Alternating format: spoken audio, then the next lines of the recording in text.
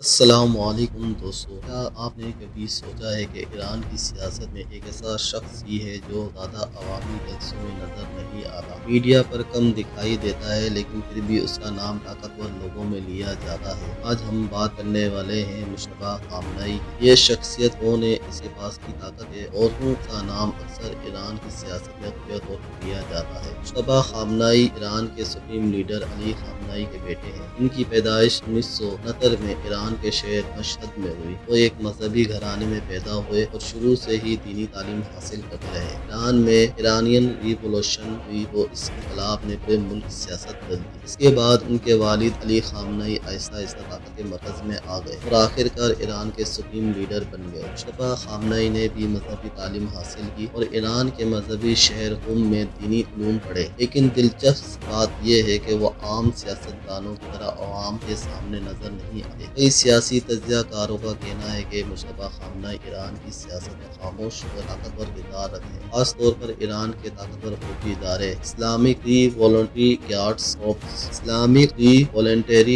Corps کے ساتھ ان کے قریبی تعلقات باتھی جاتی ہے۔ سن 2009 میں ایران میں صدارتی انتخابات ہوئے۔ اس وقت ملک میں بڑے پیمانے پر احتجاج شروع ہو گئے، جنہیں گرین موومنٹ کہا جاتا ہے۔ بعض ناقدین نے اس دوران الزام لگایا کہ مشتبہ خامنہئی حکومت کے فیصلوں میں اثر انداز ہو رہے تھے۔ تاہم یہ بات بھی حقیقت ہے کہ ایران کی حکومت یا سرکاری ذرائع ان الزامات کی تصدیق نہیں کرتے۔ اسی وجہ سے مشتبہ خامنہئی کے بارے میں بہت سی باتیں اندازوں اور سیاسی تجزیوں پر مبنی ہوئی ہیں۔ کچھ مبصرین یہ بھی